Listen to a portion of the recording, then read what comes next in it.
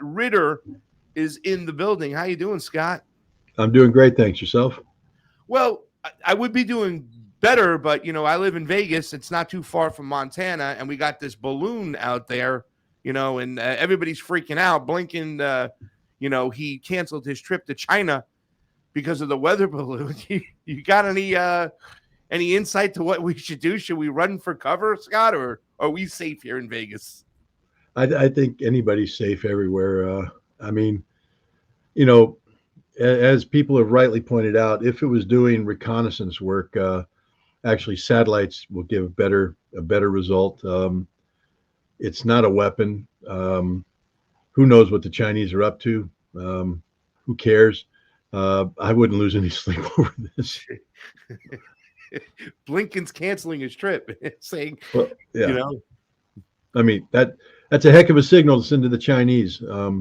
I'm sure President Xi is losing sleep right now. He's knowing that the U.S. cowers in the face of helium. Of helium balloons, yes.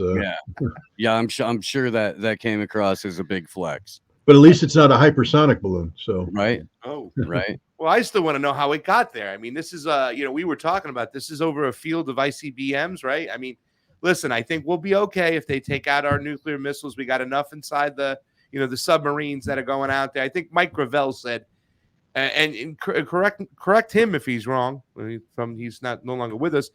He said that the submarine fleets have about enough nuclear missiles to blow up the planet about 17 times. And that's just their submarine fleet. Is that pretty accurate, Scott? Yeah, it's very accurate. I mean, the redundancy that exists in our nuclear arsenal is ridiculous. I mean, first of all, let's just go with it. Let's go to the conclusion part. To destroy the world. And I think we just need to stop right there because that's what we're talking about. And now we have to say, okay, is that really what we want to do? And if the answer is no, then the next logical question is, why do we have them?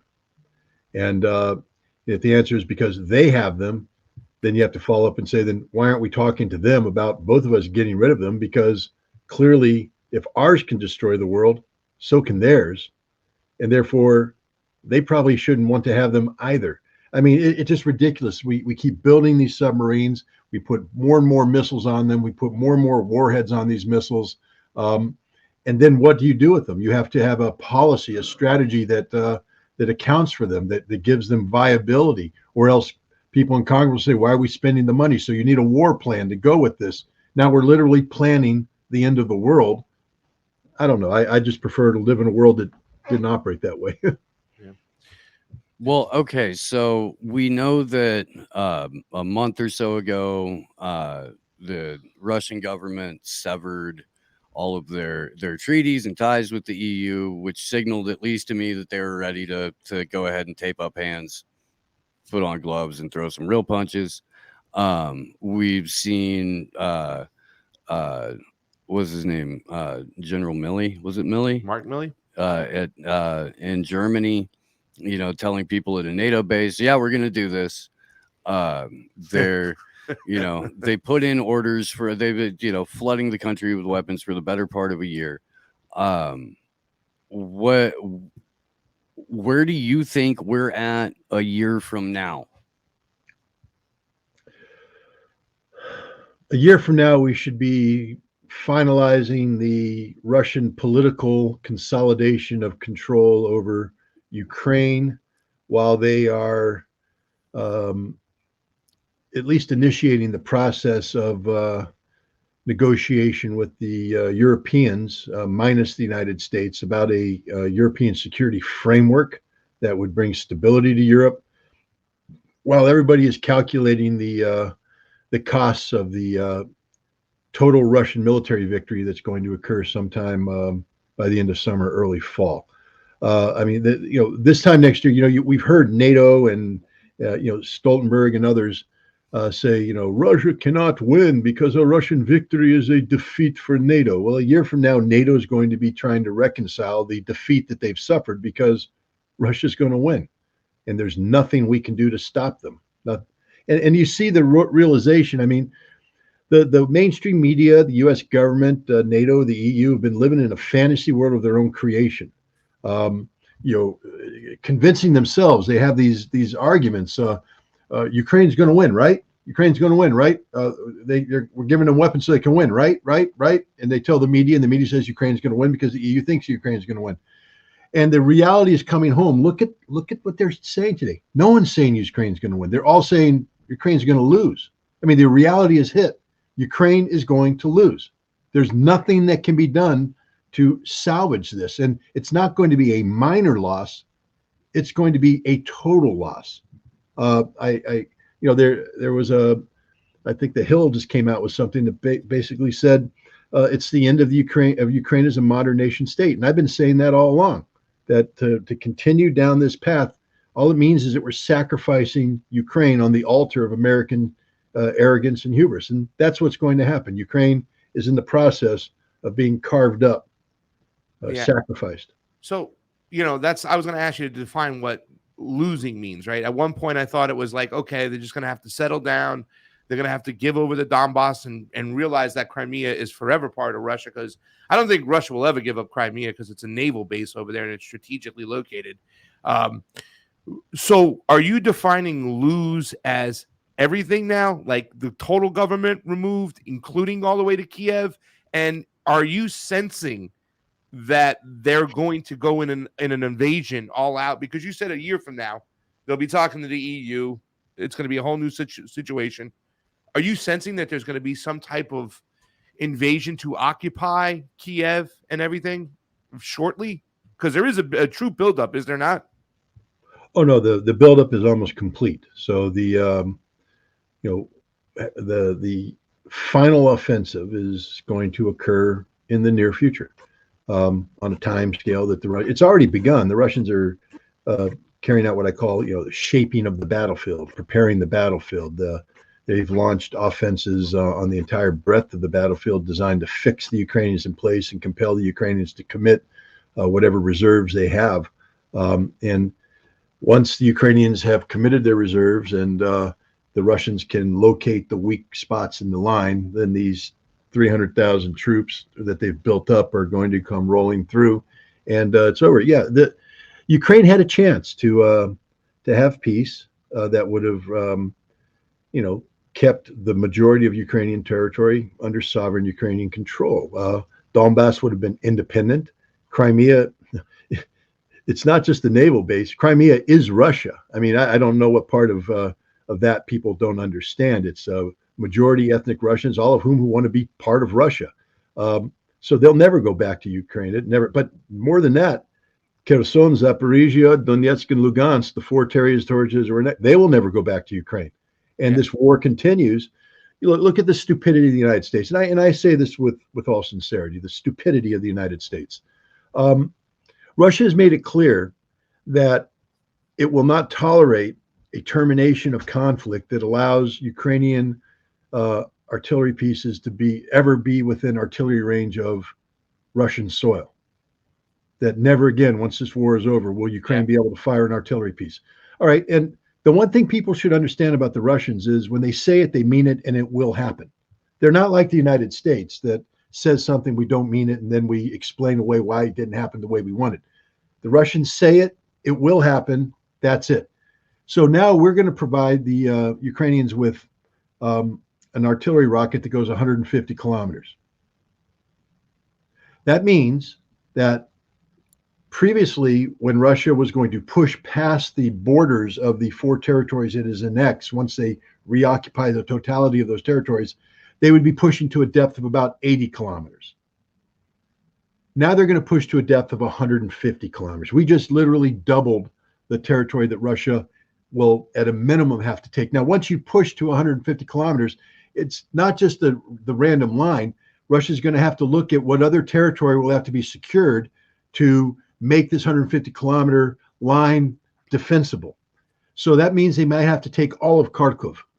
It means they're going to have to take Nikolaev in the south, Odessa. They're going to have to link up.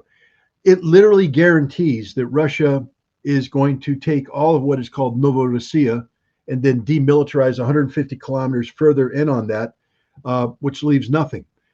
This war doesn't end until the Ukrainian army is eliminated. That's what demilitarization means. That's the goal and objective of the Russians since day one, and they've never deviated. They will not accept termination of conflict with a viable Ukrainian military in place. Every piece of NATO equipment that we're providing will either be destroyed or captured by the Russians. That's it. That's the only outcome that will happen. Nothing will be left for Ukraine because there will be no Ukraine. Denazification is another goal. Russia has not deviated from this. There's no negotiating. And they've labeled the Zelensky regime as a Nazi regime because it is. And so it will be denazified. That means it will no longer exist. It will be replaced by something other than the current government. And how is that going to happen? Russia's not going to occupy all of Ukraine. They're going to destroy Ukraine through a strategic air campaign. And we've already seen it in place that eliminates civilian infrastructure, collapse the industrial base, and then politically causes the collapse of the Zelensky government. And then the Russians will handpick the successor government. And like I said, picking the successor government, getting a new constitution, imposing Russia's political will on what's left of Ukraine could take into next year. But the destruction of the Ukrainian military is happening right now. Right now. I mean, Stratfor has come out with casualty statistics that put 305,000 dead Ukrainians. Dead. Okay. Yeah. Yeah. All right. Tanks ain't gonna do anything, Scott. So by the way, we're looking probably overall then at like 1 million total dead and injured. But easily. And when this is done, when the Russians let's also do it this way.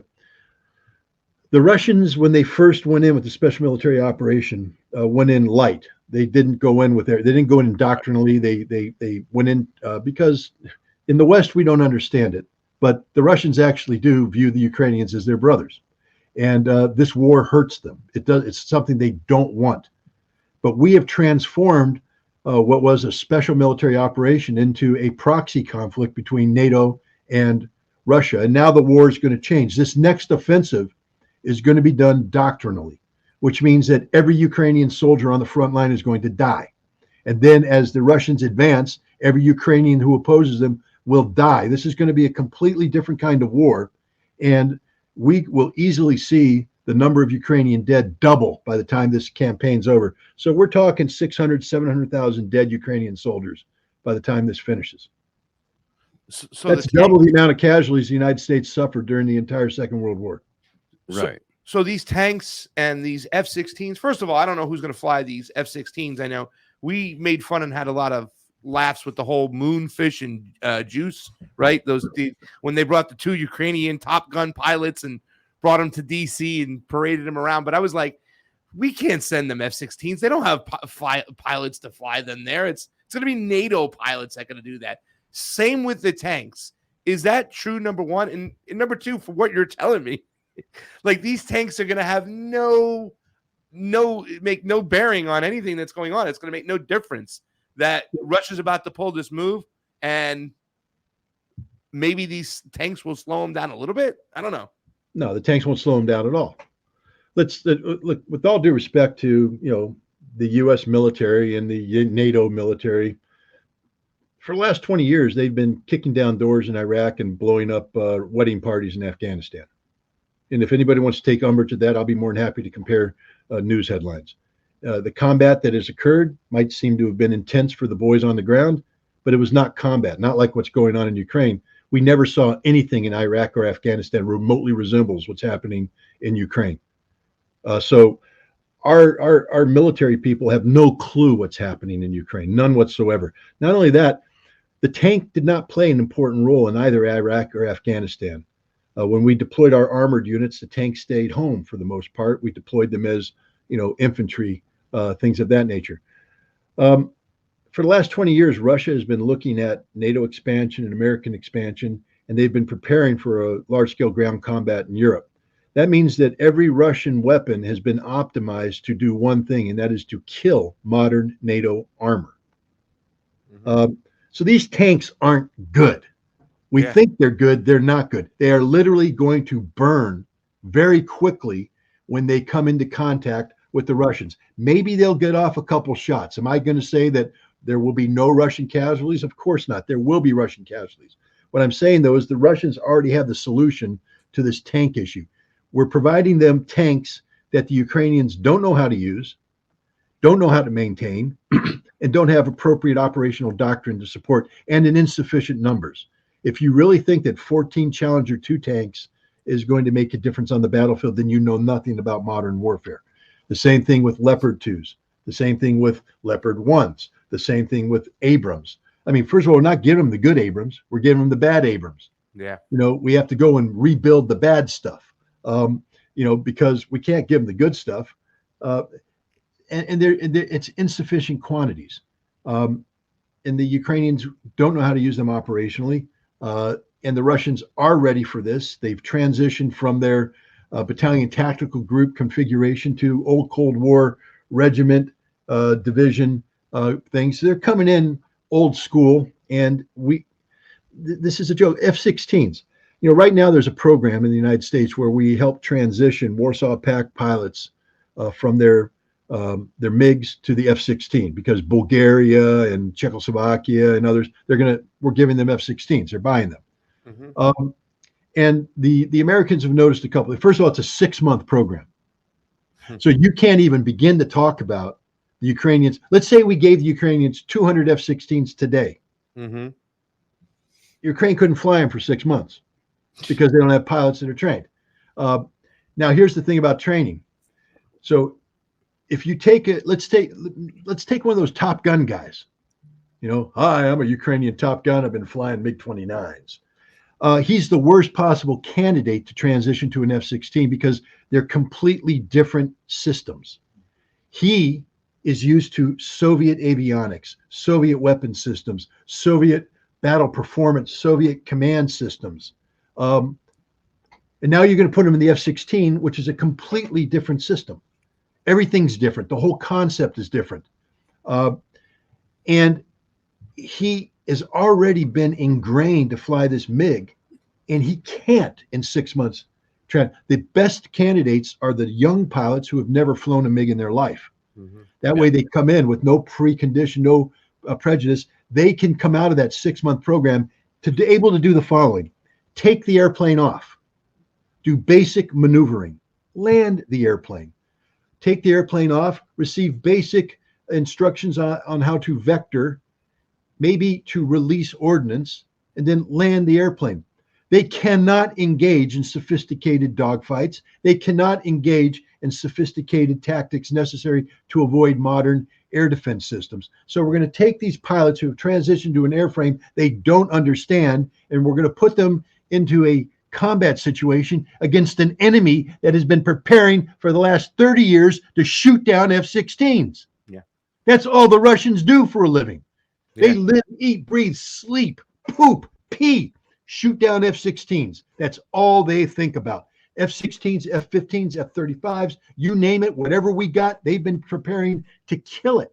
And now we think we're going to take these Ukrainian pilots, transition them into frankly speaking, an inadequate airframe, and put it in a combat situation against the real team that's been preparing to do nothing more than shoot it down. This is a joke. It's a tragic joke. This is going to have zero impact on the battlefield.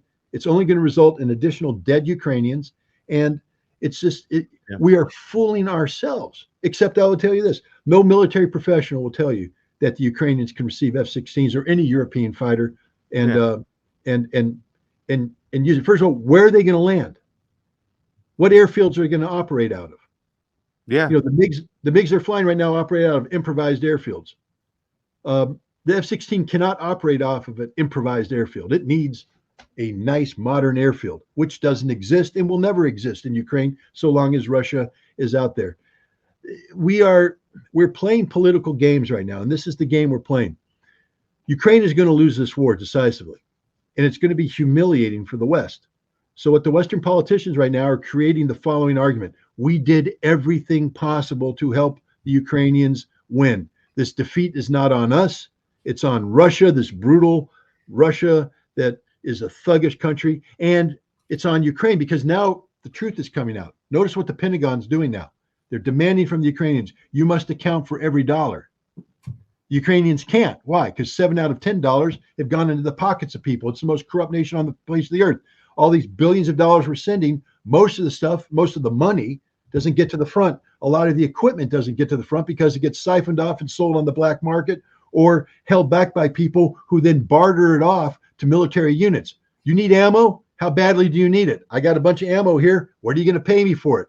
That's how Ukraine functions. Yeah. And we're going to basically what we're going to say is we didn't realize they were this corrupt.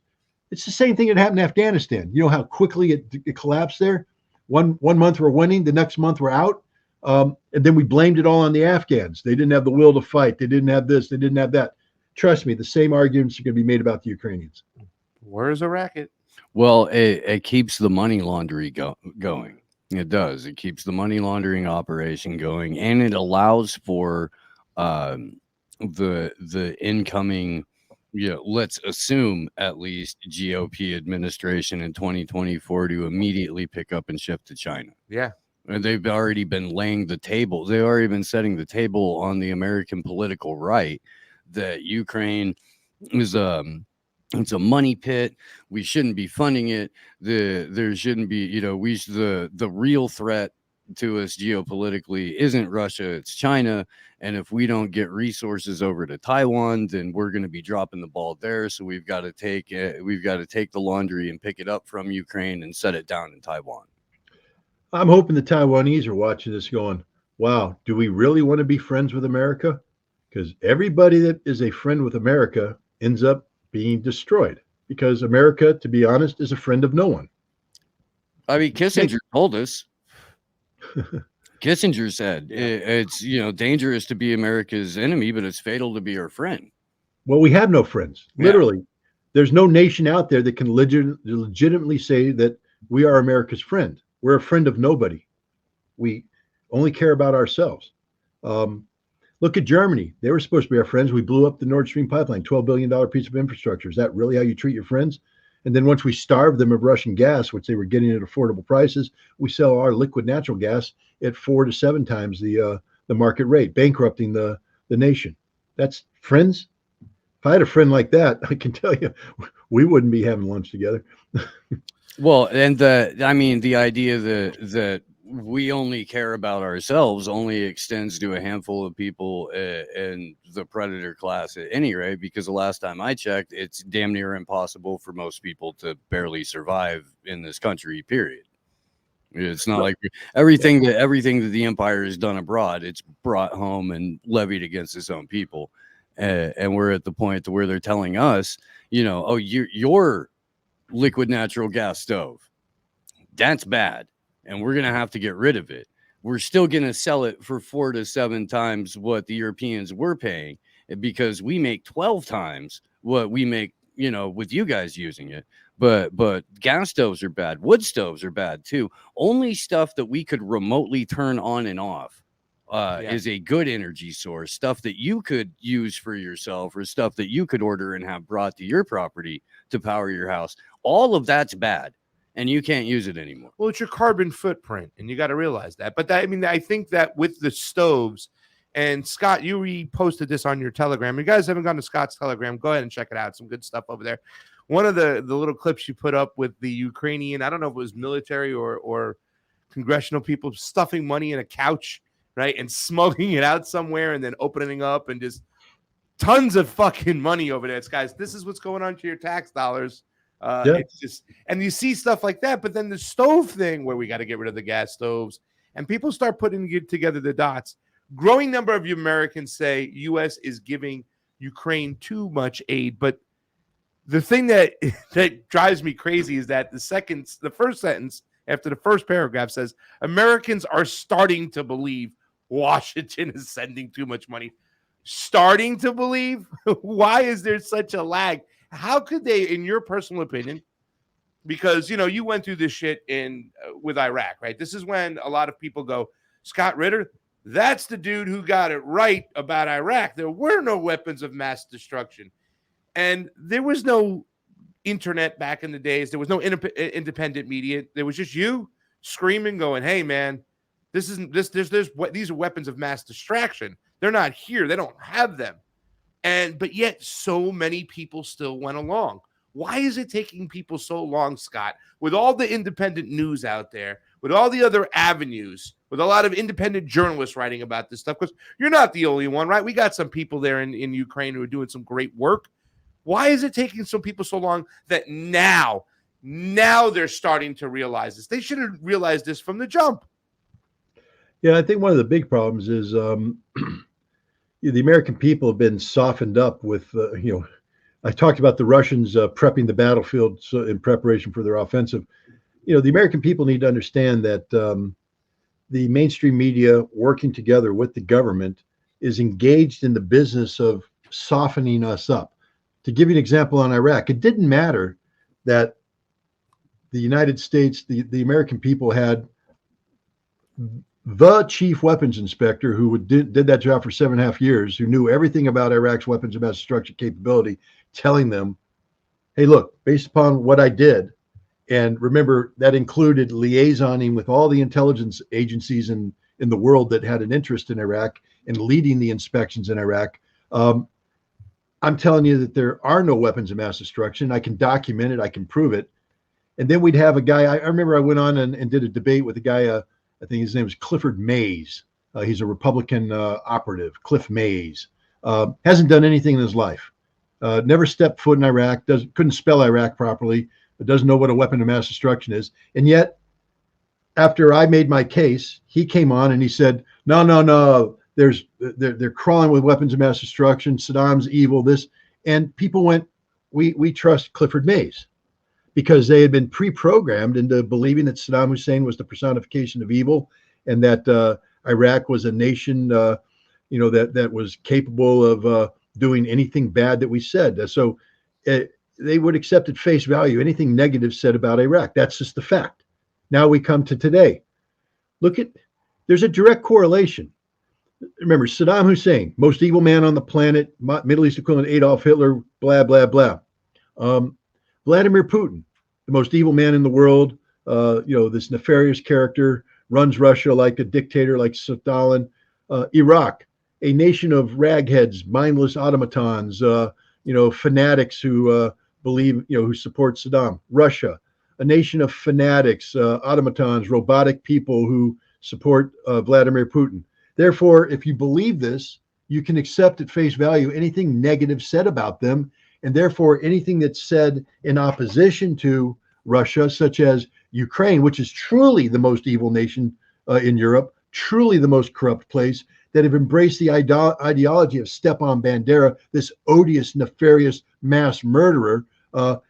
Ukraine, the last thing in the world it is a democracy. But because Ukraine's positioned against Russia, we can say amazing things such as Russia is evil, Ukraine is good. And the American public goes, oh, yeah, we'll buy into that. Yeah, we got that one. And it's just stupid. I mean, how can Congress at one literally, I mean, this what in March of last year, Congress, in passing the National Defense Authorization Act, continued to add the rider, the amendment that said no money can be spent on the Azov Battalion because they are a white supremacist neo-Nazi movement. Mm-hmm. All right. And yet that same Congress, come August, is inviting the Azov Battalion into the People's House, treating them like heroes, whining and dining them, allowing an auction of Nazi memorabilia because every patch they have has a Nazi symbol on it, auctioning it off. And the American people are like, oh, bravo, bravo, heroes. I mean, how stupid can we be? When the answer is very stupid, very stupid. Yeah. It's amazing what being, beaten over the head with propaganda from birth can do to a population. And I mean, it really is it's the exact same mechanisms that made people stay between the velvet ropes when they got in the Capitol on January 6th. Yeah. You attack the Capitol, but we're going to stay in our lane. Yeah. I mean, that is 100% reflective of the propaganda and the reaction that people have, when they hear something like, or when they see something, I guess, like Bono and Zelensky jamming in a fake Ukrainian train tunnel, or like David Letterman supposedly going to an active war zone to have a casual conversation with a Jolie midget cokehead. Yeah, well, that was for human trafficking. Oh, sorry, I'm my convinced that the only reason Angelina Jolie shows up any place is because there's a human trafficking operation going. Sean Penn giving away his Oscar. Okay, no, Sean, no. That was Zelensky. That was they my gave Zelensky the guy an Academy Award for his performance as a wartime puppet president, but we're all supposed to believe that this, little fella's calling the shots. I can't wrap my head around it. I wonder, Scott, like we were talking about this, and Steve made a good point. Who's going to play Zelensky in the movie? We think it's Stiller's going to play, Ben Stiller's going to play young Zelensky, Sean's going to play old Zelensky, right? That's what Steve came up with there. I like that. What do you think? Well, if Sean's going to play old Zelensky, he better practice the death scene, because I don't think Zelensky's coming out of this thing alive. So really, you don't think the oligarchs are going to protect him, ship him off to Miami, put him somewhere nice and sunny? The last time the U.S. flew a wartime president to give a speech in Congress, it was the president of Vietnam, and then they had him assassinated. A couple of days later? Oh, geez. Something like that. I mean, the historical precedent for what Zelensky did doesn't really bode well. I thought over a timeline. Pelosi said that it was Churchill was the last time a wartime president came in. Because they don't want to admit that they had the Vietnamese president bumped off in between visits. But Zelensky gave the greatest speech ever delivered in the United States Congress. Oh, wait a minute. Can you remember one thing he said? I mean, this was the greatest speech ever. Can you imagine how furious Benjamin Netanyahu was when they said that? The second greatest speech ever delivered. Can you imagine just how angry he was hearing that? Oh, man, because he had Congress by the balls for like a whole week when he came through. Forget he rolled out the red carpet for that. That was amazing. Scott, somebody asked me the other day, what type of Marine is Scott Ritter? What type of person is he? Because, we have people out there, unfortunately, the person I supported in Tulsi Gabbard, who's making videos now of like her on the terrain, and like it looks like a Predator reboot, and she's kind of like, being a poster girl for, recruitment for Marines in my mind when she makes videos like that. And we do have people out there, who are very, pro-military. Then we have people like Mike Preisner, obviously, who said the military is bad. The people who are controlling it, they're awful. We need to get rid of them. Their soldiers are dying in vain, and we should leave the military, and we shouldn't worship or praise the military. Where is Scott Ritter on that kind of like spectrum right now? Because every time I hear you, I do hear a person who seems to be a proud Marine, but you see up close and personal, especially in Iraq. I mean, everything that's happening now over the last, couple 10, 20 years, like what you saw in Iraq alone, holy shit. I mean, that particular war set the Middle East on fire. Millions of people died after that war, and you were screaming, stop it, stop it. So this is a corrupt, captured system. Where's Scott Ritter on the military? I'll start it by saying this. I love dogs. Anybody who knows me, I got a dog named Maverick, and Maverick imposes his will on many shows by barking in the middle of it. In fact, he may bark in the middle of this show. That's just life. I have two other dogs. They bark. I love dogs. But I cite Atticus Finch as the man who shoots rabid dogs. There are rabid dogs in the world, and you need people like Atticus Finch who can shoot them. Atticus Finch, of course, being the lawyer from To Kill a Mockingbird. There are bad things in the world, and America needs to be able to defend itself from bad things. And when we do defend ourselves, we need the most capable fighting force in the history of the world. There's no such thing as a fair fight in combat. If I'm going to go to war for my country, I want my country to give me the ability to overwhelm and destroy the enemy, to wipe them off the face of the earth, to maximize their casualties, minimize my casualties. War is not a game. War is horrible. And we need men and women who are capable of doing that job when called upon to do it, which means they need to be hard people, well-trained people, physically fit people, people skilled in the art of closing with and destroying the enemy through firepower maneuver. And we need to give them the best equipment possible so that when we go on the battlefield, it isn't a fair fight. This is the NFL against Pop Warner, and I won't be ashamed of that because I want to win. This is war, not a game. That's what kind of Marine I am. I'm a tool. I'm a tool of the American people. My job is to kill. All right. And if you don't like it, I don't really give a damn. when I joined the Marine Corps, I joined to serve my country. My country was defined by the Constitution that I took an oath to uphold and defend with my life against all enemies, foreign and domestic.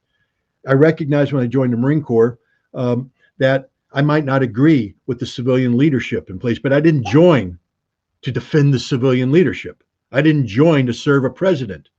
I joined to defend my nation. Now, here's the difficult part, because once you have to acknowledge when you join the military that you are a tool. That's it. You're a tool. And the problem isn't the military. I believe we need to have a strong military. The problem isn't the military. The problem are the people that make the policies that end up having the military committed into combat. That's the problem. We need a strong military. So what kind of Marine am I? I'm the most deadly, lethal fighting man you'll ever meet. Not anymore. I'm 61 years old, so I'm a little soft around the middle and arthritic knees and all that kind of stuff. But I used to be pretty damn good. And that's the kind of Marine you want. But, and what I keep telling people is stop blaming the Marines. Stop blaming the soldiers for these wars. They don't make the decision to go to war. They are tools. Blame your government. Blame the policymakers. Blame Congress, which has abrogated its responsibility for declaring war by creating this abomination known as the War Powers Act that cedes total war-making capability to the singularity of an American president, none of which in recent history have cared about the American people. They only care about their political party and their political ambitions. And they'll go to war to score political points so they look good in running to an election. Now, some people will say, yeah, but, do you want to be that tool? Now, that's a different question. And I've had this question with a lot of people who said, okay, you're proud to be served in the Marine Corps, but, what would you advise my son or my daughter today? To join the military or not join the military? And I would give them the same speech, that there are rabid dogs out there, and when they come home to roost in our country, threaten our country, we had better have the means necessary to deal with those rabid dogs, or else we're going to get bit and we're going to die. And so if you're willing to subordinate everything into becoming the tool to kill rabid dogs, then join the military. But understand that you don't get to make the decision when, where, and how this tool is used. All you get to do is ensure that when the tool is used, you do it professionally, you do it in respect for international humanitarian law, you don't become a murderer, you don't become a rapist, you don't become a war criminal. But you are going to be called upon to fight, and you may not agree with the cause that you're fighting for, and that's just too bad. So sad, too bad. If you're called upon to invade Iraq, and you're ordered to do so by your civilian leadership, then you invade Iraq. And if you don't like it, then get out of the military when you get a chance to get out of the military. But I'm sorry, you're a tool. You took an oath, obey your orders. And if you can't do that, and I fully respect people who say, well, I don't want to do that, then don't join the military. It's a volunteer service. Don't join the military. And as an American citizen, that's your duty and obligation not to be compelled to do anything you don't want to do. I have as much or even more respect for the peace activist who says, I refuse to participate in that, and commits their life to a life of activism against what I just talked about. I respect them. I admire them. I embrace them, because they're the check and balance on the system that we in the military need to ensure we don't get sent to places that we shouldn't be sent. We have to have the anti-war people. We have to have the people who don't want a military. I think it's great that there's a lot of Americans out there that say, hey, Scott, with all due respect, I don't think the Marine Corps should exist. I applaud you, and I want you to say that. Why? Because now when Congress starts talking about funding of the Marine Corps, we have an alternative voice out there challenging things, compelling Congress and therefore the Marine Corps to justify the expenditures.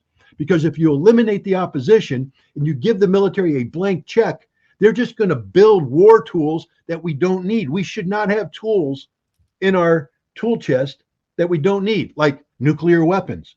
That's a tool we don't need. We need to get rid of them. But I personally believe we need a Marine Corps, we need an Army, we need a Navy, we need an Air Force. Maybe not in the size that we have. That's a policy decision, but we need something because there are rabid animals out there that must be taken care of before they bite and infect my family. So a bad carpenter always blames his tools, right? That's how you can tell you're working with a bad carpenter. And we have a country that is not run by carpenters; it's run by lawyers. It's run by trust fund babies, and it's run by rich kids. That I don't know. I think that as a policy, the United States government has sent its military into fruitless, pointless wars as a policy, not as a bug in the system, but as just a course of action. And I always wonder what we could do, what we could build with tools if we figured out that there was profit and peace. Do you know what I mean? Best damn question in the world out there. And again, let's go back. I mean, I don't want to come off as a fanatic. Like I said, there's rabid dogs, and I think we have to have the means to deal with them. But God, would I love to live in a world where we didn't have to spend $800 billion a year on defense. And first of all, we don't have to. That's far too much money. We don't need a Marine Corps that's capable of carrying out amphibious operations everywhere in the world, because America's playground shouldn't be everywhere in the world. We don't need an army that needs to be able to project power into places we don't need to project power. And you're right. I mean, when we take a look at it, and here comes the quandary right now. This is, again, you guys are warping my mind right now, because I think about this all the time, and it's like this Jekyll and Hyde argument that you have with yourself. I'm proud of being a Marine, but I'm ashamed how the Marine Corps is used. Yeah. Therefore, if I'm ashamed how the Marine Corps is used, then how can I be proud of being a Marine? Yeah. And it's just literally rips you apart the whole time you think about it. And when you reflect on the fact that Dwight D. Eisenhower warned us all about this back in his farewell address, about the military-industrial complex and the collusion between it and Congress and the corruption that comes in, and how that is the death of democracy, and understand in order to sustain the military-industrial complex, we need foreign policies that promote conflict, promote war. So we justify the military. Then therefore, doesn't that make the military, by definition, an extension of that policy and a corrupt institution itself? And the answer is yes, 100% yes. So if we can't, let me put it this way, a tool, there's different kinds of tools. There's tools that have dual use purposes, tools that are necessary to build. And then there's purpose-built tools that are built to do only one thing. And therefore, if the Marine Corps is a purpose-built tool only to do one thing, which is to promote American global hegemony at the expense of everything else, then that's a tool we probably shouldn't have. You see what I'm saying? Yeah. So if we, the people of the United States of America, can't bring to heel this government and the relationship between the government and this military-industrial complex, which is non-governmental and it never goes away, regardless of what election we have. It is literally the deep state. People don't like to use that term. They say, oh, you're conspiracy theory. Well, no, the deep state is the military-industrial complex. Nobody elected it. It's just there. It never goes away. And it's like the blob that just gets bigger each election. If we can't bring this under control, then this might not be a system worth defending. I mean, that's the bottom line. At what point in time does the military stop being a legitimate tool of defense and start becoming an illegitimate tool of an illegitimate government that is at the head of a nation that no longer serves a useful purpose in the world? And that's what America's quickly becoming. We're a nation that no longer serves a useful purpose in the world. We are a nation that destroys. We don't build, we destroy. As I said before, we're not a friend to anybody. Everybody we touch dies. Yeah. That's poison. Why would the world want that? And so, no, I think we, the people, have to start healing this country. And a lot of people say, well, that's very naive. Now, that's sort of the way it was supposed to be. That's first principles. We, the people of the United States, in order to form a more perfect union. But we've lost touch with that. Instead, we've become a nation of consumers We're not a nation of citizens. We're a nation of consumers, and we wrap ourselves in this cocoon of comfort. And now we become prisoners to the government because we are desperate for this comfort, the American dream. And as long as the government gives us just enough to make us comfortable, we're not going to rock that boat, baby. We're not going to get out. We're not going to demonstrate. We're not going to demand the change that needs to be.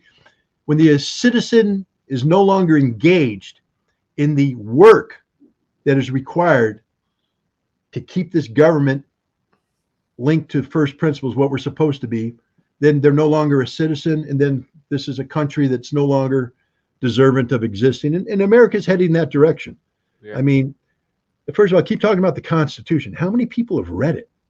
I always joke about that. You know, if knowing the Constitution, being able to pass a test about the Constitution was a qualification for citizenship, we'd be a nation of immigrants. Yeah. Because every damn immigrant that came in here took a test and they passed it. You know, but the natural born Americans, they don't even know how to spell Constitution, let alone pass it, most of them. And so how can you defend that which you don't know, that you don't understand? And there's a problem. What are we defending when we talk about defending this nation? We're defending the Constitution. That's what I took an oath to, because the Constitution defines us collectively as a people. It's what unites people in California with people in New York, people in Montana with people in Florida. I mean, because without the Constitution, there's no way somebody in Montana and somebody in Florida is going to have a natural desire to get together with one another unless they want to go visit the Rockies and they want to go swim in the beaches of Miami. Other than that, they have nothing in common. But what links us as a nation, these 50 states, is the Constitution and the principles enshrined in the Constitution. But if we don't know it, how can we defend it? And if we aren't defending it, then the people that are governing us are going to govern in a way that deviates from the Constitution. And that's where we're at right now. All those lawyers you talked about, they view the Constitution as an impediment. Yep. They view the Constitution as something to be avoided, to go around, to find loopholes. They're not there to defend the Constitution. Right. And therefore, they are literally the greatest threat to the United States of America. I mean, I've made that argument for quite a long time. And I've also advocated, or at least put forth the idea that we don't get to do shit as a country until we heal, and that people who are broken provide bad help. And so often you get people involved in advocacy or activism who are just looking to fill some sort of a void within them. So they wind up becoming, either ineffective activists or activists that can get co-opted really, really easily, and then manipulated really, really easily. And then all of a sudden your advocacy group is about something entirely different. Look what Joe Biden did. He ran and he said, it was again, Jekyll and Hyde. And I get it. Don't get me wrong. I understand life is complicated. It ain't black and white. It's a whole bunch of gray. And when you get on a spectrum of gray, you have some really dark gray and some really light gray. That's quite a contrast. As long as it's connected with, differing shades, you can see the continuity and they're linked. But you remove the middle, you have two extremes. Biden comes in and says that we are in competition with the world, especially we're in competition with China and Russia, autocracies versus democracy. Okay, black and white. And then he says that America must be the model of democracy, that we are the model upon which the world will rally to in opposition to these autocracies. But he also says that he recognizes that America has problems and that we have to resolve these problems first. So we got a complicated problem. We have, what he's saying is we have a broken system that we want to sell as a model, but it doesn't deserve to be the model because we have problems we need to fix. But then he doesn't focus on fixing the problems. He focuses on selling the model. And so what we're selling is a lie. And that's just the truth. And the world recognizes now. It used to be that the United States was like Penn and Teller. I throw that in there because it's a Vegas reference. You guys would get it. But illusions, you see this, but it isn't really what it is. It's just an illusion. But everybody was there going, wow, that was real, but it's not. But now the world is like the people who've been to 500 Penn and Teller shows, and they know exactly how all the illusions happen. And they see the guy doing this and they go, nope, nope, nope, nope. We know that trick. The world sees through it. So Biden holds these summits for democracy where he's bringing in the democratic nations of the world, except he's not. He's bringing in the people who are willing to, become Americans' servants, people who are going to get on their knees and bow to America and do what we want. He was a colonial master bringing in his colonial subjects. This wasn't about democracy. This was about American domination. And so that's what's really going on. He's sitting there going, democracy, democracy, democracy. And everybody going, no, American hegemony, colonial subjects. We know what's going on. Meanwhile, back home in America, this great shining city on the hill that Biden is claims to be, we're looking around going, there's a lot of sewage in this white city.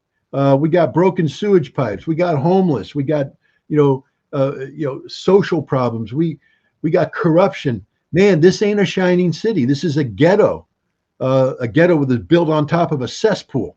And that's the reality of America today. It's a ghetto built on top of a cesspool. Some of us are able to find a little corner where it doesn't stink as bad. But look, all of us know I can leave right now and go 5 miles down the road and I'll find a homeless, not a city, but a homeless community. Yeah. And today it's so cold here in New York today that they have a winter games festival up in the Adirondacks that they might have to close because it's too cold for the athletes to perform. Scott, the groundhog that they have predict the freaking weather in Quebec froze to death. I'm not even kidding. Right, but what my point I'm trying to make is I'm here in my home, it's warm. Yeah. 5 miles away, we have people who are homeless outdoors in a weather situation that kills groundhogs. Yeah. Yeah. And what are we doing about it? What are we doing about it collectively? Not a damn thing. No, because we're perfect, we're good, we're great, we're America, rah, rah, rah, USA, USA. I'm sick of it. I love my country more than life itself. I'm willing to die for my country. But, God, you got to call a spade a spade. You got to be honest to yourselves about, what's good, what's bad, what needs fixed. And we're not honest. Americans have become a nation of collective liars. We lie to ourselves continuously. And we're not willing to look in the mirror and acknowledge what the truth is and acknowledge what needs to be done. And our government, it prints money. I mean, you guys get bills, right? You get bills. All right. And you got to pay your bills, right? And generally speaking, we have to go, I got bills, I got income, and hopefully my income's a little bit higher than the bills so I can pay the bills and manage to eat. But it's unsustainable if you got your bills, you got your income, and your income's down here, and you say, screw it, bring out the credit card, bam, pay it off. Wow, I'm good. No, you're not. You just went greater in debt. Now you got to pay that. Next time, give me another credit card, honey. Bam, paid it off. And if our whole economic system was just going and get one credit card after the other to maintain the facade that we're economically viable, we're not. But the problem is with you and I, if we did that, eventually the chickens will come home to roost and it'll catch up with us and we'll go into bankruptcy and that'll be the end of it. For the US government, raise the debt ceiling, print the money, it don't matter. And when you have that kind of irresponsibility, you can't have responsible policy. When you're basically allowed to do whatever you want to do, the Jesus complex, we are America, therefore it shall happen. Rise, Lazarus, do this, make the bread, the wine, the fish. It doesn't work that way, not in real life. And yet we're fooled into this. And we, the American people, sit there, we're having a debt ceiling thing. I can't say that I'm 100% in favor of everything the Republican Party does. I'm not. But my God, when we finally have people telling the president, we can't have this out of control spending anymore. We have to figure out how to bring this under control or this country is going to go away. And the Democrats are going, don't worry about it. We got the money tree. We'll just print it up. Oh, we'll coin $1 trillion coin. There's the fix. We'll just go and pick some random metals, $1 trillion coin, throw it in the bank and go, that fixed everything. Really? So if I did that, could I go to my bank and say, hey, here's $1 trillion coin, pay off all my debts forever? It doesn't work that way. That's not how the economy works. Well, I mean, there's going to be relatively soon another bubble that bursts, and when it does, we're going to see tens of millions of Americans just go completely tits up. There's anything that passed for a safety net has been completely eroded. There's been a 70 or 80-year war on destabilizing and destroying any sense of community that people used to have or may have. I just found out about this, but there's still like a handful of like little small towns that like the fire department will put on a spaghetti dinner or something like that. And like, but I mean, other than that, there's no sense of community. When there's no sense of community, then you're going to be looking anywhere else for some type of support or leadership. That's going to come from the state. If the state is corrupt, then you're only going to get corrupt solutions and wrong-headed solutions to the problems that you face. So it really is down to the individual to decide what kind of future they want, and then go out and, see that future come to fruition, unless we're reclaiming communities for ourselves and not allowing, this government or this corporation or this public-private partnership to tell us how we're supposed to be a community. We're going to always be subject to their whims. Yeah, you mentioned citizenship involvement. And I don't want to get too off track here, but I was a volunteer firefighter here in Del Mar, and we held the pancake breakfasts, and other places held the fish fry suppers, and community would come in, and it was the coolest experience in the world, because I learned more about my community by being a volunteer firefighter than you could probably. Plus, you're helping people, and it was awesome. But part of our fire department, we had EMS, so we had an ambulance system that was all volunteer. But then we got a guy come in, and he was like, we could start charging, because New York State has laws. We could start charging for ambulance and make money. And of course, people went, "Oh, we like to make money," so they did that. And everybody's sitting there going, "No. Keep this volunteer, all volunteer. That's what makes this important to the community. That's what's make this community work. That's what brings people together." But they began to make money. And now what's happened is the ambulance service has gone fully professional. It's broken away from the fire department. And now they're charging people to be taken to the hospital when people used to be taken for free. And the community is so much worse for this, so much worse, because it's so impersonal. It's about money. It becomes a profit thing, as it used to be. The whole concept of volunteering means we're not going to make money. That's the whole idea of volunteering. I'm here to volunteer my time to make my community better. And there was just a sweet moment of time that it was almost like Mayberry RFD. I mean, for my life, because I'd always been a guy who'd been, out and about. I'd never been part of a community, and an American community. I was always overseas, or I was traveling or something. Yeah. But now I became part of a community, and it was one of the most enriching experiences of my life as an American citizen, because to me it was the perfect embodiment of what citizenship's supposed to be about. Somebody who gives back to their community, cares. And what's amazing is when you're a firefighter, you drive around the community, and you have to know it like the back of your hand. You have to know building construction, you have to know where the fire hydrants are. And when you learn that, you start to learn about just how your community breathes, how it operates, and you become so aware of everything. It becomes a living organism that you care for. So when issues come up, such as, do we want to create this business park here and that, you have an understanding what the impact is on the community, and you can vote intelligently about that. But when you take that away, when you remove it, it just becomes, now what's happening to this community is it's becoming nothing more than a suburb, basically, where people go to work, they drive home, and then they're in their home, and they no longer know their neighbors. Mm-hmm. The neighbors no longer matter, because you're no longer engaged. The volunteer fire department was the best thing that I ever participated in.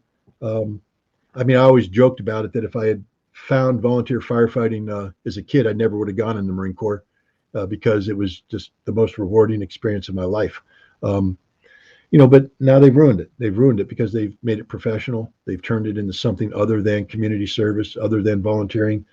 I think that's the direction America's heading. I just think we're becoming so focused on business and money, and we forgot what it means to be a citizen, to be involved, to roll up to get together as a community and do something as a community to solve common problems, to help neighbors in need.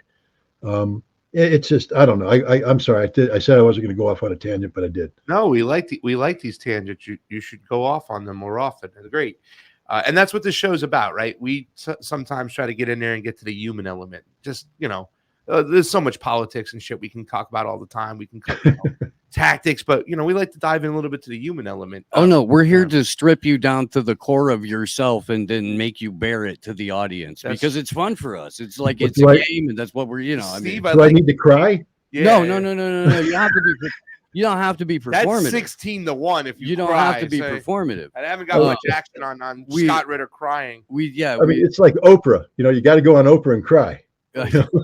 Oprah that's meets only Dr. Phil. That's only if you're trying to sell books. There you go. Well, I do have a book, but I'm not going to cry to sell it. Please, we don't have the kind of audience where we'd be able to put a book under all of their chairs anyway. It's a little bit, bit spread out. Yeah. We don't actually have. Well, if you wait long enough, when people don't buy my book, there'll be a whole bunch of books that need to get moved. Then we can put them under people's chairs just to get them out of the way. There you go. Scott, it's the top of the hour. I don't know how much time you got left. I'm assuming you got to get out of here soon. What do you got? What time is it? 9:02 here, which means it's 12:02 over there. Yeah, unfortunately, I got to run because I have another. Question. Yeah. So your last Substack was written less than 24 hours ago. We had this crazy situation happen. I mean, I was getting texts left and right. And, I got a lot of crap and heat for this because I've been out front there saying, hey, listen, if we're going to vote for a third party, let's look at the Libertarian Party. There's some things that, we don't agree on, economics in general. I really can't understand what the hell they're trying to do over there. But, when it comes to them being an interventionist of sorts, Ron Paul, you know what I'm saying? Like nobody in Congress has been as consistent, right, as Ron Paul. It's still to this day, he's still the most consistent. We're like, all right, anything, the only person close to Ron Paul is Cynthia McKinney, right? That when it comes to Congress over the last 20 years is it. But, they're also for freedom of press. We have guys like Scott Horton, who me and Scott Horton totally disagree on our economics, and we totally disagree on the justification of Russia going in. He's one of those guys and people out there. David Swanson, who's also speaking at this event too as well, feels that Russia shouldn't have gone in. Me, Fiorella, we feel a little bit different. You know what I'm saying? We feel that, especially after speaking to you, when their objective is they want war. They've avoided the Minsk agreements. They were never taking them serious. At that point, whatever. Okay. But once again, the libertarians, they're there. I'd rather have that discussion than the discussion with the Debbie Wasserman Schultz where, oh, no, we got to feed the Rush. This is Putin, the mansions. We got to give, Ukraine as much money. This is a conversation. This is a disagreement I like to have. But, they had this whole situation where they got some pressure and people were calling me, Scott Ritter's out of this event. How could this happen? This is bullshit. This is bullshit. You wrote your Substack. Some of the people, and it's kind of funny, you see the people who kind of stood up and like, nope, Scott's got to be in this. A lot of us were considered to be the anti-imperialist leftist. You know what I'm saying? We thought it was so important to have Scott come in this. You wrote a Substack. I think in the note you put, since the Substack is written, they've asked you to come back and speak. What are your thoughts and your feeling on what's going on now? And more importantly, how do we continue to build these coalitions of people who think differently when there's so much fucking propaganda out there pushing us against each other? You know what I'm saying? Like I was more pissed off that they didn't think this decision through to begin with, rather than halfway through and then pull Scott out after and go, oh, now leave him there alone and fucking have him explain why he was pulled out. That's what pissed me off. But the forces out there are real, Scott. The propaganda is out there. Nobody knows this more than you and what you've been through your whole fucking career since you've blown the whistle on what happened in Iraq. How do we fight through this? How do we make it happen where we can build a coalition? And your overall thoughts now that the smoke and the dust is settled and you're back speaking on February 19th.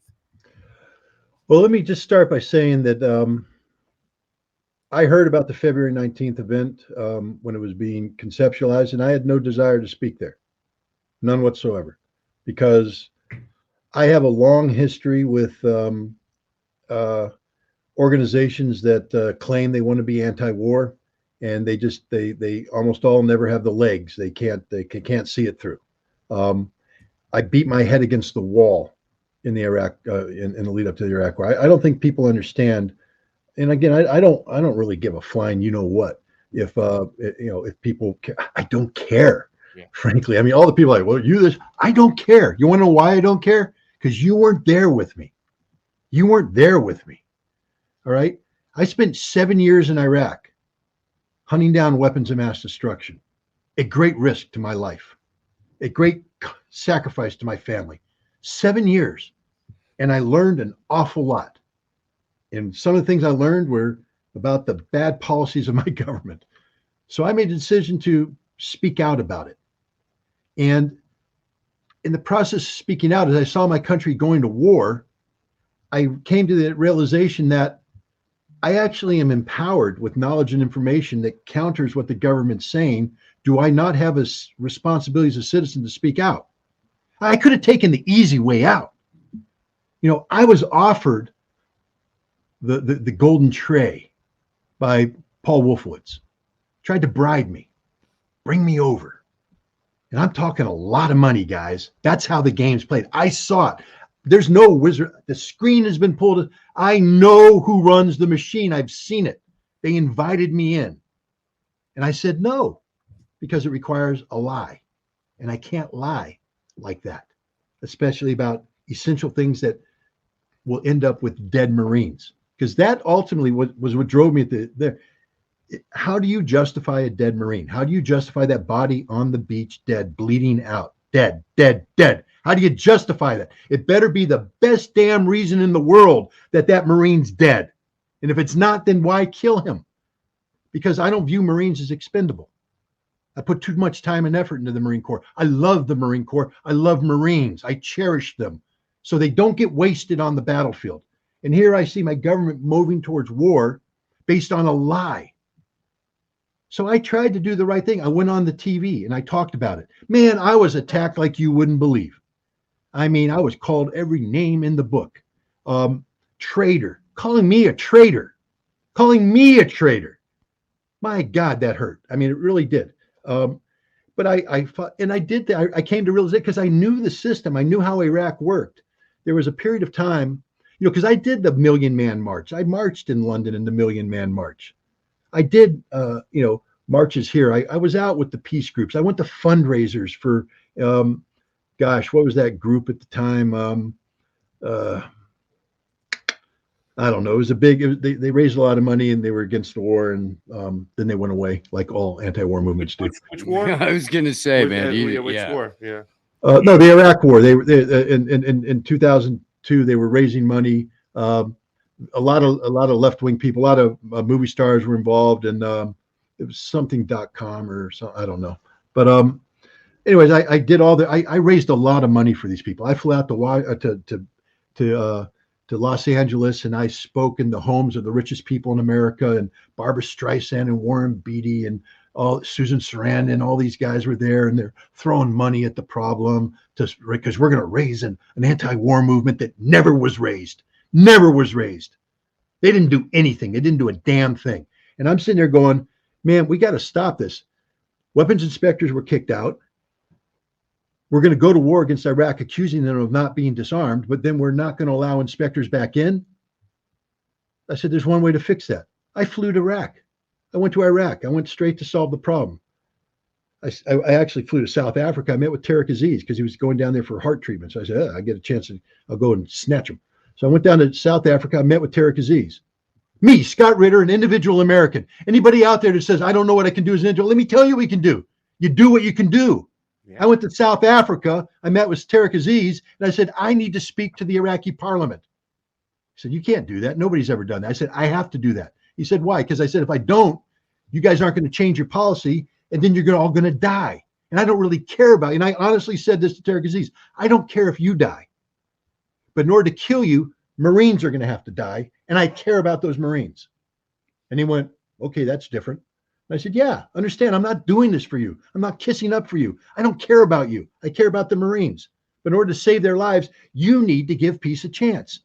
And so I went to Iraq. I spoke to the parliament. They said, you got to give us the script in advance. I said, no, you don't. No, I don't. That's not how I operate. When I stand up in front of the parliament, it's going to be the first time anybody hears what I have to say. They went, well, we don't operate that way. They said, it has to happen. And they said, why? I said, because when I finish speaking, you'll be confronted with a truth that's going to empower you to put pressure on your government, get them to allow inspectors back in. And it worked. I spoke to the parliament and they went, holy cow, no one's ever spoken to like that. Read my speech. It's out there. I challenged them. I called them liars. I said they have to step up. They have to do the right thing. They have to let UN weapons inspectors back in without any precondition, or they're all going to die. Next thing you know, I'm getting invited to speak to the foreign minister, to the deputy vice president, Tahi al-Ramsi, which is an interesting thing because he's a mass murderer. And when he met with me, he had his pistol, and his pistol is a pearl handle thing that's very used. It's a very shiny one. So he's used it a lot. And as he's talking to me, and I'm telling him things like, I'm looking at a dead man if you don't agree with me, and his hand's going down to his pistol and his eyes are getting a little slanty. I'm like, holy cow, I went too far. He's going to pop me in the head right now. But it worked. They got together. They told Saddam. And when I came back to the United States, I was getting slaughtered. I was a traitor, treason, high treason, a shill for Saddam, da-da-da. I was getting ready to go on CNN, and they and the producer comes and goes, I really feel sorry for you, Scott. And I said, why? And they said, because they're setting you up. They're going to rip you apart. They're going to come out and they're going to humiliate you for going to Iraq. And I said, no, I got this handled. But then right before I was getting ready to go out, the guy came in and said, did you see the headlines? I said, no, turn on the news. The Iraqis had agreed to allow weapons inspectors in because of me, because of one man who put it all on the line, who went over there and sacrificed everything to try and make something happen so peace could break out. And the Iraqis agreed. They said they'll let the inspectors back in. Now, I'm not looking for people to applaud. I'm just telling you that I put it all on the line. And then the U.S. government threw it away because they wouldn't let the inspectors work. They lied. They cheated. They stole. So now we come up to the next thing. How do we stop this war? Ari Fleischer said that that there had to be regime change. And I write about this in the Substack. There had to be regime change, but that could mean the change in the nature of the regime, not just regime change physically. So I said, okay. And again, I reached out and I went to the Iraqis and I said, hey, I know I said if you let inspectors back in, that'll stop a war, but that ain't going to happen. Now, it looks like the Americans just don't care what the truth is. Now we need regime change. And I proposed a 6-point plan for peace that called for 6 different alterations in the way Iraq was operating, that the Iraqi government would. And I thought they would tell me no. They came back and said, yes, we'll do that. Saddam Hussein said, yes, I'm willing to commit to these 6 points of peace. So we're going to bring a delegation in, have a couple days of meeting, hammer this out as an official document, and do a press conference where Saddam Hussein would say, this is what we're committing to. Regime change, not removing us, but we're going to make the changes necessary for the world to say this is a changed regime. There's no need for war. Again, one person putting it all on the line to get this done. The problem was I had to make a lot of phone calls, and the FBI listens to everything I say. So the FBI, of course, called me and questioned me about this, and I write about it in the Substack. And then, prior to all this, and again, I write about it, I went through a very dark period where I basically trying to change the minds of the American people, making a documentary film. I went bankrupt. I had no money. And I was looking at bills, looking at things, and I was going to blow my brains out. I had to give away my pistol, so I didn't do that. And then I went into a dark period. I didn't commit any crimes, but it did result in police interaction with the police. They realized there was no crime committed, and they dismissed the charges and they sealed the files because no crime was committed. But it was a dark period. I'm not proud of it. I'm not sitting here saying that I'm God's gift to the world. I'm saying I almost blew my damn brains out. I was so damn depressed. And I did some stupid things, not criminal, stupid things that I'm ashamed of. I don't like talking about it, but it happened. But then I picked myself up, I dusted myself off, and I went on. But by exposing myself like that, by going out there and putting myself on the line, people who don't like me, didn't like what I'm doing, they decided that they were going to take the worst time of my life where no crime was committed and try and humiliate me and cause me to back down. So before I could go on the trip, the cop who was involved in the things, Tom Breslin, I'm going to name him out right now. Tom Breslin, you're never going to get any peace from me, you son of a gun. Hey, I despise you. I hate you. Yeah. You tried to kill me. You can curse on this show if you want, Scott Ritter. We're not on YouTube, so you can I'm say trying to that be nice, but he's a I son of a bitch who I hate. There you go.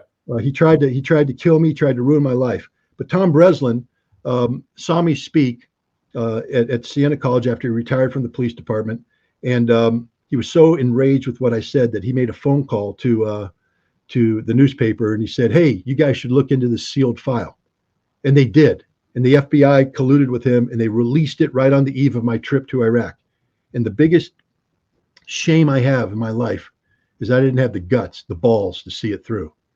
I allowed them to win.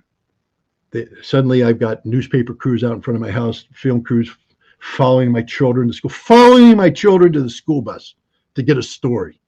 And I succumbed. I wasn't strong enough. I didn't go to Iraq because the people that were supposed to go with me backed out. Now, normally, what a real man would have done is said, "Screw you. I'm going by myself." I had done that before.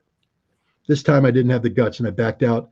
And we missed one chance to stop that war. So every damn Marine who died in that war, I carry that with me my entire life. I don't think you should, because what I discovered was that after you came through and you were saying there's no weapons of mass destruction there, and anybody was paying attention to that, right? That showed me then and there, especially when Wesley Clark came out with that video and he said, "I got a memo, and these are the countries we're going into." It all connected. It didn't make a difference what truth you were going to show. They wanted their war. They were going to have their war no matter what, Scott. So I don't think there's... No, I agree with you, but I have to be able to look in the mirror and say I did everything possible. Yeah. And the point is I did almost everything possible, but I didn't go to Iraq to make that one last effort. And you're probably right. They probably wouldn't have cared. Saddam could have agreed to the 6 points and they would have invaded anyways. But at least I would know that I did everything possible. But anyways, I set that up by saying that I'm somebody who does, I don't mess around. When I say I'm going to do something, I'm going to do something. So now here we are with this current situation. Yeah. And the other thing you have to understand is I don't trust the anti-war movement anymore. I don't believe in them because they failed me. They failed me on Iraq. They failed America on Iraq. I gave everything to this cause, and not only did they not do anything, they abandoned me. They abandoned me. When that phone call was made to the newspaper, all these people that I was scheduled to do a commercial shoot with Susan Sarandon, an anti-war commercial. And suddenly that thing came, everybody just dropped me. I went from being somebody that was seen as an effective tool to somebody that they just didn't want. Oh my God, no, stay away, stay away, stay away. Dropped me like that. So I don't trust anybody anymore. Really, I don't. Because at the first sign of adversity, my experience is people run. And so I get that. But here I am, I'm involved in this Russia thing. And I was supposed to have a book engagement, a book signing event at the Russian Samovar, a pretty cool restaurant in New York City. It was all lined up. It looks like we're selling a lot of tickets. Would have been nice. And then the pro-Ukrainian crowd put pressure on the Russian Samovar, and they dropped the event. Cancel culture. That's what they do. Yeah. Fortunately, a wonderful guy named Randy Credico, comedian turned radio host. I love the guy to death. He stepped up and he organized a Plan B event, and I was able to have that. We brought people in, and it was a good event. But I think was one of the best speeches I ever gave in my life. As I'm speaking, I'm going, this is pretty damn good. I'm doing good. I'm doing really good. And the crowd's loving it. And then we got the question and answer. And a guy brought up the 1982 anti-nuclear war demonstration thing that took place in New York City. 1 million people in Central Park. And it really had an impact. It really did. It helped shape public policy so that we could get the INF treaty that got rid of the nuclear weapons. And I went, I like that idea. I like it. And so I right there, I committed. I said, here's the deal with guys. This is what I'm going to do. And I'm going to do this. I'm telling you right now, I'm going to do this. I got a book. It's a damn good book. The American people aren't necessarily embracing that because they got to work through my baggage. Stick it in your ear. I don't care about your problems. Read the damn book. But if you don't want to read the book, that's okay. You know who does want to read the book? The Russians. And they're translating it right now. and it's going to be published in Russia. And you know what I'm going to do? I'm going to Russia. I'm going to have a book tour in Russia. And I'm taking a documentary film crew. And I'm going to film the interaction with the Russians. I'm going to film how the Russians respond to my speech, how they communicate amongst each other. I'm going to turn this into a documentary film that educates the American people about who the Russian people are. Get the hell out of here, U.S. government. I'm going straight to the people. Yeah. And then I'm going to take that film and I'm going to turn it into a movement here in America of Americans willing to talk to Russians, Russians willing to talk to Americans, and we're going to put 1 million damn people in Central Park, and I'm going to hold the premiere of the movie right there in Central Park. And at the same time I'm doing that, there's going to be 1 million people in Moscow watching the Russian language version, people in solidarity with each other over nuclear disarmament. And I gave that plan there. In presence was a guy named Nick. I won't go into his last name. I like Nick. Nick's a good guy. But Nick came in and said, you really need to go to this this February 19th and make that presentation before this crowd to help build your movement. Yeah. And I said, okay, I'll do that. I'll do that. But then they invite me. They put my face on a poster. It gets publicized. And then they cancel me using the same frickin' argument, my baggage, that the cancel culture has been using that I've been fighting so hard to overcome. And they do that, and I get pulled off right at the moment when I'm trying to make this pitch, trying to make this thing. And I have to tell you, it's devastating. It is devastating because, again, I don't care about me. I really don't. I mean, yeah, I like life. I'm not suicidal, but I care about my kids, and I care about their grandchildren, and I care about the fact that we live in a world that may end that quick in nuclear annihilation if we don't bring back arms control. And I'm involved in a process that hopefully could lead to a reawakening amongst the American people about the importance of arms control so that we, the people, can send a signal to our government to seriously return to the table with the Russians to negotiate arms control to prevent nuclear war. That's what I care about. And I had just started my journey when these guys pull the damn rug out from underneath me, humiliate me in national scale. And I said, bullshit. That ain't going to happen. I'm going to go to war against these people. And so I wrote this article. And basically I was putting the marker down on this article and I was putting it down for the entire anti-war movement, all the people who claim to be my friends, all the people who have me on their podcasts and all that kind of stuff. And that's why at the end I used the George Clooney reference about the backpack. Mm-hmm. You know, and it's from his movie, oh gosh, I just wrote the article and I can't remember it, but Up in the Air. Yeah. Yeah. I know that movie. Great movie. I love the speech. But he talks about the backpack and all the baggage that's in the backpack. And then at the end, he says, it's pretty heavy, isn't it? You can't move now because you got so much baggage in your backpack. And I'm going to just say it right now to the anti-war movement, to everybody out there, you're goddamn baggage. You weigh a lot. Now, I'm going on a journey. You're welcome to join me on the journey. You can help me carry this backpack. But I damn sure aren't going to put you in the backpack. I'm not carrying you. If you want to go on this journey, side by side as equals. But if you don't stand up and defend me right now, then we're done. I'm not carrying you. It's over. Now, I didn't have a chance to publish that as it was because you know what happened? Everybody rallied around me for the first time. I have to be honest. Now we're going to have our Oprah moment. Yeah. Oh, you got to get to 16-1. You're going to cry. We got you. Come on. I didn't cry, you son of a bitch. I don't cry. I see a tear. You didn't see anything. You saw nothing. But no, but they rallied behind me. I mean, not everybody. Scott Horton didn't rally behind me. Medea Benjamin didn't rally behind me. But Garland Nixon did. Judge Napolitano, you, Kim Iverson, Tara Reid. We can go down the line. I don't want to miss anybody. Mac Blumenthal, Jimmy Dore. Jimmy and Max. All rallied behind. Yeah. Pardon? I called Kim yesterday. We had a conversation. I said, Kim, because we were working the phones, Garland Nixon, right? We were working the phones. Like what's going on here? This is bullshit. You're going to look bad. Do we understand what's going on? And Kim Iverson on that email chain was the first one to throw it out there and say, hey, and then it was just boom, boom, right after her. Here we come. You know what I'm saying? Judge Napolitano getting in there. And yeah, I'm glad we did that because, you know, I mean, I think that's also, you said when you look at an anti-war movement, everybody runs, everybody bolts, right? All the bullshit.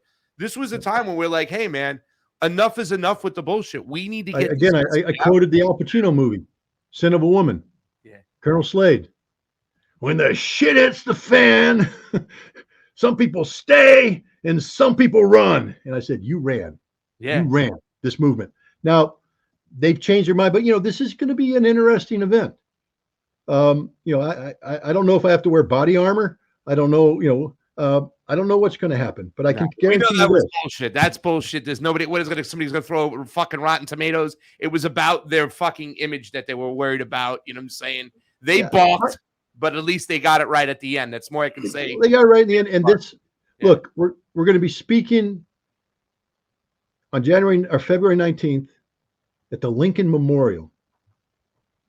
5.5 years to the day, pretty much, that Martin Luther King gave his I Have a Dream speech. 50 years? How many years to the day? I'm sorry, not 5, like 1963. So 50 years. 50 years, yeah.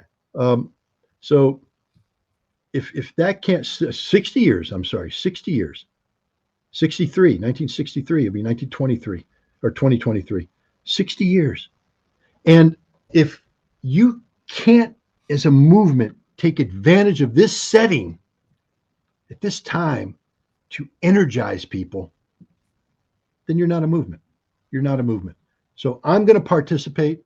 I'm going to try and energize people. I'm going to share a vision, and then we'll see what happens from there. But as I said, no matter what happens, I'm on a journey, and you can either walk next to me or get the hell out of the way.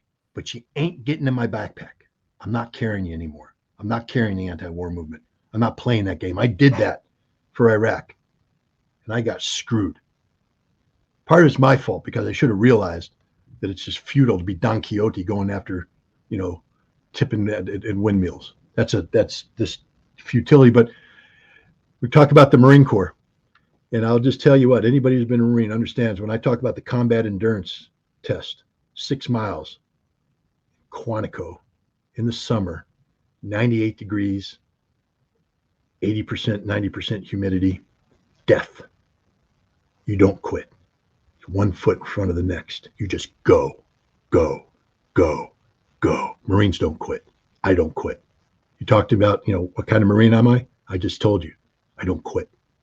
I will get the mission done, no matter what. Scott Ritter, you got to go. We've kept you extra time. I will see you in person on February the 19th.